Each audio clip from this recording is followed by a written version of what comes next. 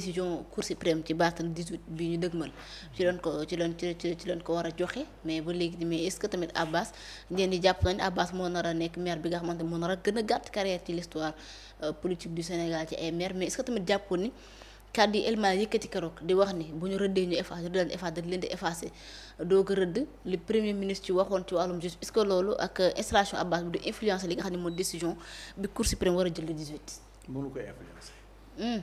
ay waxu El Malick Ndiaye mii ñoom xam nañ ko El Malick Ndiaye. mooy deuxième personnalité de l'État de président. non mais attendez Diomaye est la première institution ñun déggoo ma ne la ñun amuñu chance man kay ñooñu yore kii nekk premier kii nekk deuxième ak kii nekk troisième suñu réew mi moo tax ma ne ñun amuñu chance non loolu mënut a changer dara ci décision Cour suprême. ay waxu El Malick. li ma jaaxal li ma perturbé rek man dans cette affaire là. mooy que le fait que le président. félicité ko. waaw bañu ko falee. ak le fait que mu félicité ko le fait que ñu gaawantu. loolu affaire bi. parce que dama jàpp ne un président de la République. même si le recours n'est pas suspensif. mën ngeen a doxal. si ñoom doxal nañ. un président est censé incarner l'unité nationale. si. Il est censé également pour moom tous les Sénégalais doivent être égaux. coow am na mairie. Barthélémy et ses conseils dugal nañ un recours à la Cour suprême. mairie baa ngi doxal. am na intérim.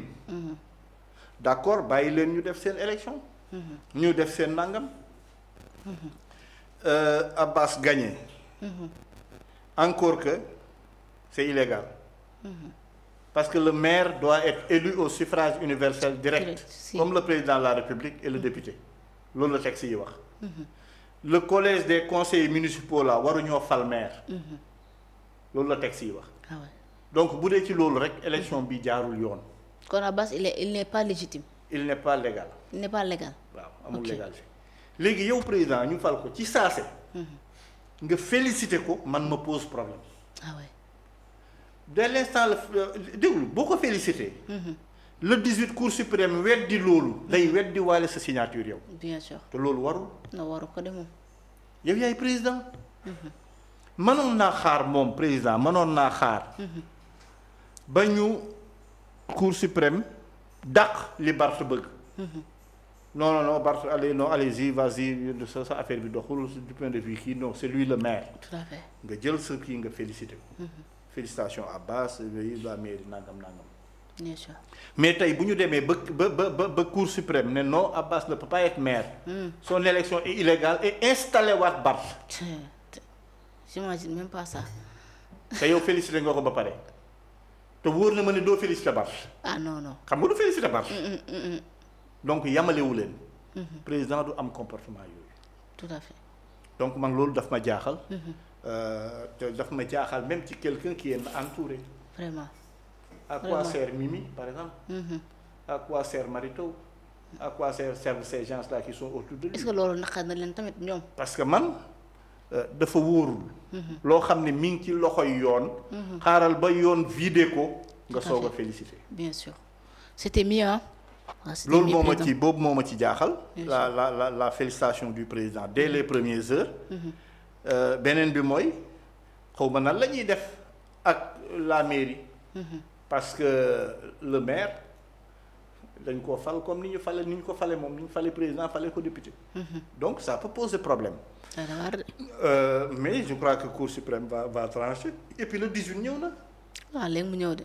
mënoon na ko xaar moom. yàggul de. mënoon na ko xaar donc un président vraiment. on est le 13. semaine prochaine. dans 5 jours. donc à mon avis en tant que président de la République il faut attendre. que la Cour suprême vide ce contentieux là. mu jël plumam félicité buy félicité. tout à fait. parce que bu wóor na ma ne bu Cour suprême débouté Abbas ñu installé waat Barth. signature am boobu du amati njariñ. non signature président dafa war a am njariñ. kon buy mën a nekk deuxième fois. mooy deuxième fois. te wóor na ma ne du jël plumam boobu encore di félicité Barth. loolu de sañu ko. waaw alors moom président du ko def xanaa. donc il pouvait attendre.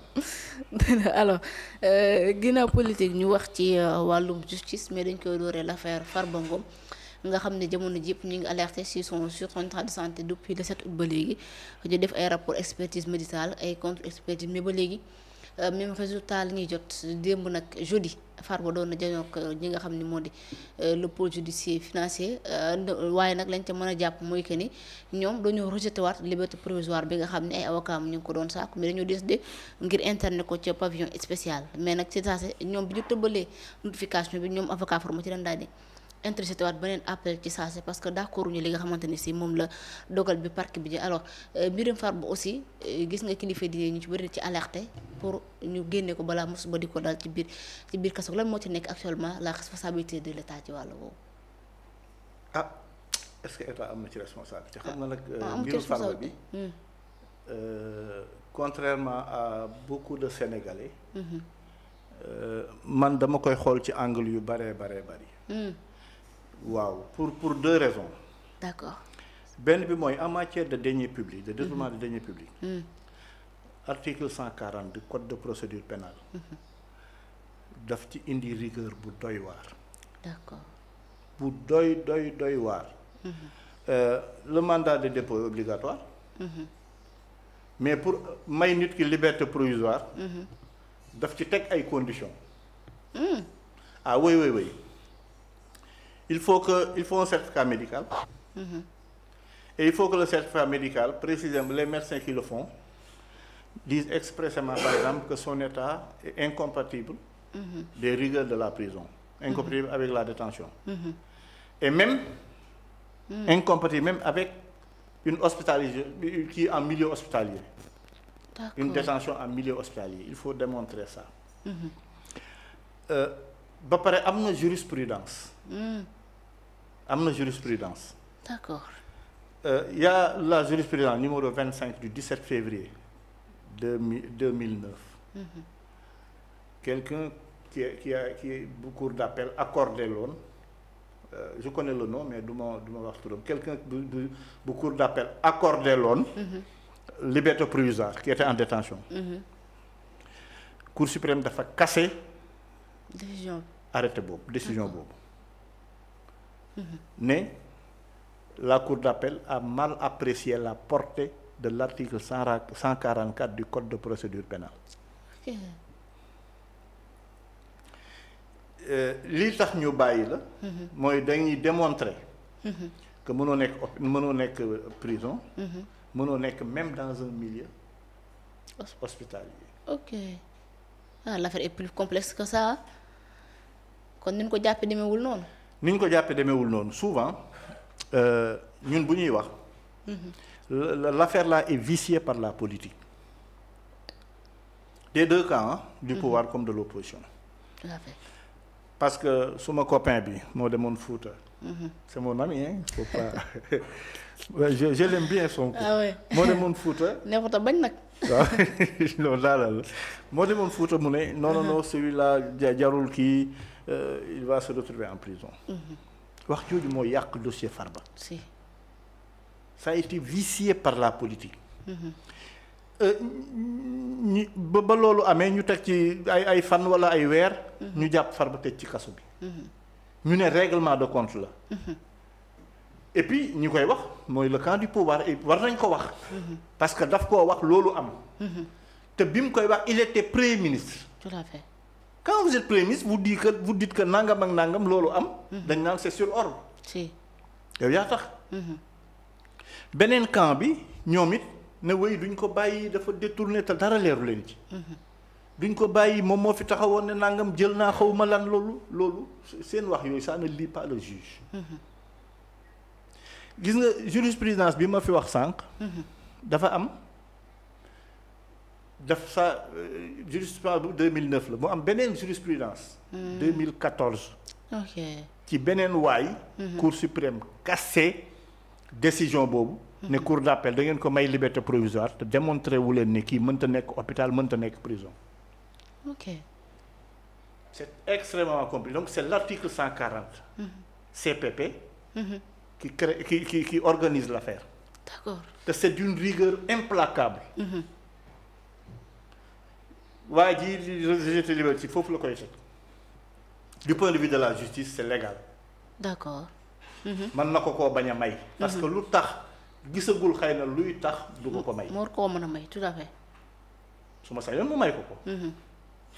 mais war na ko may comme nee nañ Farba dafa feebar moom actuellement nii moom ba gars yi di wax risque de mort subite ak yu demee mais xanaa loolu moom dawul yaram procureur. non du affaire non c'est pas le procureur loolu. loolu du ay texte. man suñ boroom. dafa def ne ma doon liggéey foo xam ne. ci poste ba ma fa ma nekkoon poste ba fa ma nekkoon. je recevais des prisonniers malades. d'accord. mais les pénitenciers dañ leen di indi wàcc ci oto bi indi leen dugal leen. c'était dans un hôpital. yàlla def xaw ma j'ai eu la malchance. d'être là où fa ñuy njëkk a ñëw ñoom. gars yi pénitencier bu ñëwee dama daan jox seen ay këyit. d'accord. façon bu ne gis naa ko foofu. ñu doon jógee kaso di ñëw. très très malade. ils n'ont jamais bénéficié de liberté provisoire. kaso boo fa demee am na ñu feebar lool trop. te mënuñu faa amee liberté provisoire parce que le juge est lié par l'article 140 du code de procédure pénale. d'accord. il faut qu'on démontre effectivement. que waa ji c'est pas les pathologies yi nga xam ne moom la ñu wax ni moo ko dal. énumérer ko wax ko ca kaw loolooy tax waa ji bàyyi ko bu dem. ok. en matière de détournement de deniers publics laa wax. tout à fait je comprends. en matière de détournement de deniers publics. vous pouvez après vérifier avec cet article là c'est très compliqué. mais Farba et très corsé. mais Farba kenn jugé gu ko amagul condamnation. mais oui mais ñu bëri tam kenn jugé gu leen amuñu condamnation. qui sont malades et qui sont en prison. doy na waar. voilà pour cette affaire là. du ma ci bugg di wax sax parce que man. du ma parparloo. far naa nag. mais du ma farfarloo quoi. du ma ni noo gars yi nangam ak nangam non. li yoon wax ci loolu. loolu la ci yoon wax. parce que am na jurisprudence. amoon na fi ñu may liberté provisoire cour suprême ne waruñu leen koo may. waaw. sur la base. de l'article dont j'ai parlé. bien sûr. waaw donc bu ma sañoon Farba dem këram. mais ay avocats war nañu mën a taxawaat kon liggéey waaw mu des les avocats y a 3 opposition bi PM bi wax ay waxam. après ñu jàpp waa ji. le pouvoir opposition bi politiser affaire yi. le pouvoir yi mu ciy wax moo def moo nangam ak nangam. quant aux avocats maintenant ils sont en train de faire leur travail li ñuy def ni liggéeyu avocat la.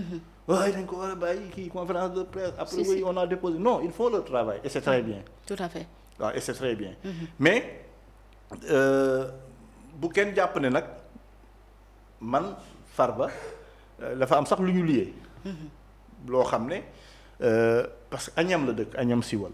si man ci famille Ka. bi dëkk Agnam Siwal ci laa bokk. donc ay Farba c'est suma mère la. man Agnam Siwal la suma maam jógee. là y a une très grande famille bu ñu sant Ka. ñu dëkk foofu. bu ma sañoon ñu génn. bu ma sañoon nit. am na ñaar ñoo xam ne ñu ngi ci prison bi ba tey seetiwuma leen parce que mënuma leen a seeti. ndax li ma séq ak ñoom. muy Maodo Malick Mbaye qui est un frère.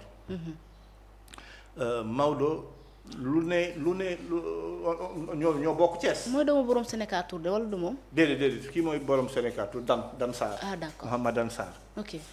papam moom Mbaye Sarr moom Sénégal Tour. Dan Sarr mooy c'est son fils qui est en prison. ok mais Maodo Malick moo nekkoon directeur général ANAMO. si waaw ANAMO tout à fait directeur général ANAMO quelqu'un de très bien. koo xam ne mi ngi woon Maroc il est revenu de Maroc pour être entendu par le juge. voilà quelqu'un qui est très courageux. mais ça ne nous surprend pas parce que Thiès waa la. ah ouais. waaw non ñun Thiès du ñu daw. waaw fit moom bari ngeen il pouvait rester au Maroc mais moom dafa jóge Maroc bi ñu waxee affaire yi tudd mbi yooyu il est revenu au Sénégal. et il s'est présenté à la justice. mi ngi ci kaso bi. mais Maodo bu ko yàlla fayee xolam. du yàgg te lépp dina sotti xam naa loolu. d'accord keneen ki kii la keneen ki Lat Diop la xam nga Lat Diop. ñu bëri dañuy wax ci moom. mais Lat Diop man chemise bu ma mës a sol man mii. costume bu ma mës a sol man mii cravate bu ma mës a takk moo ma ko jox. moom Lat Diop. moom Lat Diop. Lat Diop. on s'est fréquenté comme pas possible. d'accord parce que leen la sànq bi ñuy créé Macky 2012. on était 7 maximum 8.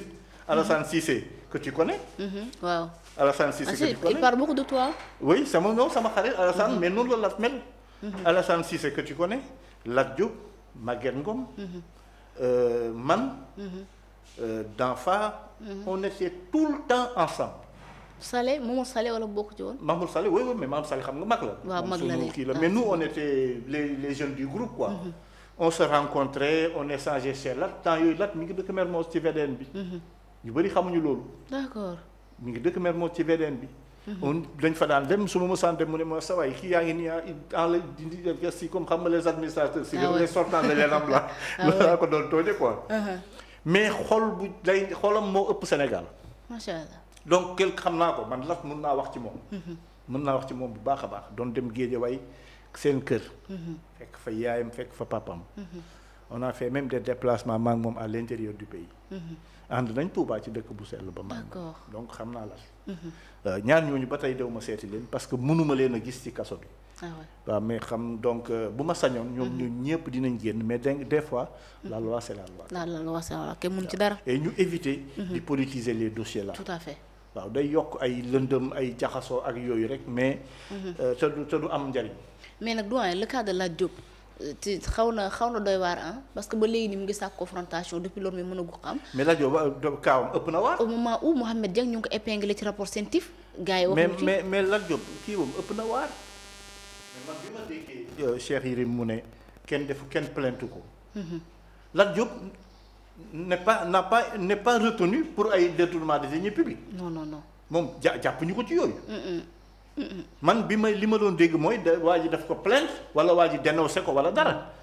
mais man bi ma dégg Cheikh Yérim ne waa ji plainte ko. dénoncé wuñ ko kenn xamul ba tey lan moo tax Lat nekk ci kaso bi. vraiment. loolu c'est inquiétant. Lat mu ma comprendre ñu ne ko coppite dugal ci kaso bi yow mu na de. parce que il gêne peut-être wala yu demee noonu gis nga.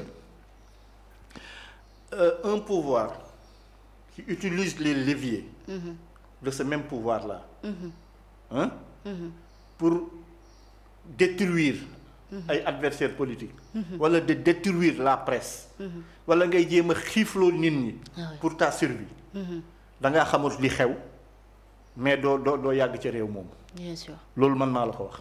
ah oui doon na waat merci beaucoup doyen alors ñu wax ci ki nga xamante ni moo di mbirum Mansour Faye moom tamit dinañ ko déglu dans le fond pôle judiciaire financier dinañ ko déglu altine bi la ñu dëgmal 4 mois nag mu ngi en rétention ba léegi kenn jugé ko kenn xamagul exactement lan moo daal dina raxew ci ay.